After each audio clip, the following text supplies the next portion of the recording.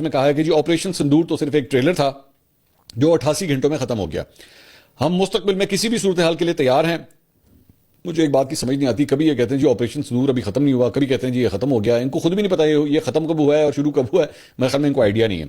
خیر, انہوں نے کہا جی اگر پاکستان نے موقع دیا تو ہم اسے سکھائیں گے کہ پڑوسی ملک کے ساتھ ذمہ داری سے کیسے پیش آنا ہے. نہیں, ذمہ داری کے ساتھ آپ کے ساتھ پیش ہی نہیں آئیں گے نا بھائی. اگر آپ اگلی دفعہ بارڈر کراس کریں گے تو ایسا پھینٹا پڑے گا کہ آپ کو لگ پتا جائے گا. ہم آپ کو پھر لونڈا لپاڑا ہی سمجھیں گے پھر آپ کو ویسے ہی سمجھیں گے جس طرح پہلے سمجھا تھا. انہوں نے کہا جی آپریشن سے حاصل ہونے والے اسباق کے بارے میں بات کرتے ہوئے انہوں نے 3 اہم نکات کی نشاندہی کی ہے. افواج کے درمیان انٹیگریشن, طویل جنگ کے لیے مناسب رسد کی فراہمی اور کمانڈ چین کے ہر درجے پر بروقت فیصلے یقینی بنانا.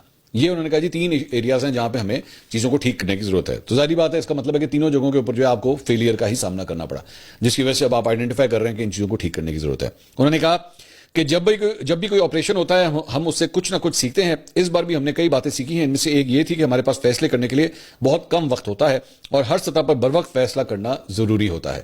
تو ظاہری بات ہے ٹائم تو سیدھا دیتا ہی نہیں جب آپ کے جہاز گرا دیا تو میرا ٹائم بچتا کدھر ہے. آپ کو پتا ہے وہ ساری کاروائی جو ہے وہ 1 1.5 2 منٹ کے اندر ہوئی تھی.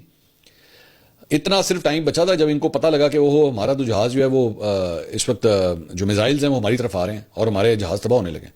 تو ان کے پاس ریاکشن ٹائم ہی نہیں تھا. یہ شاید اسی کا ذکر کر رہے ہیں. اس کے بعد انہوں نے کہا ہم آج بھی نہیں کہہ سکتے کہ جنگ کتنی دیر چلے گی. اس بار ہم نے 88 گھنٹے لڑائی کی, اگلی بار یہ 4 ماہ بھی ہو سکتی ہے یا 4 سال بھی. اس لحاظ سے ہمیں دیکھنا ہوگا کہ کیا ہمارے پاس اتنی رسد و ہتھیار موجود ہیں. اگر نہیں تو ہمیں ابھی سے تیاری کرنا ہوگی. جب کوئی ملک ریاستی سرپرستی میں دہشت گردی کو بڑھاوا دیتا ہے تو یہ بھارت کے لیے تشویش کا باعث بنتا ہے. بھارت ترقی کی بات کرتا ہے, اگر کوئی ہمارے راستے میں رکاوٹ ڈالے گا تو ہمیں اس کے خلاف کارروائی کرنا پڑے گی.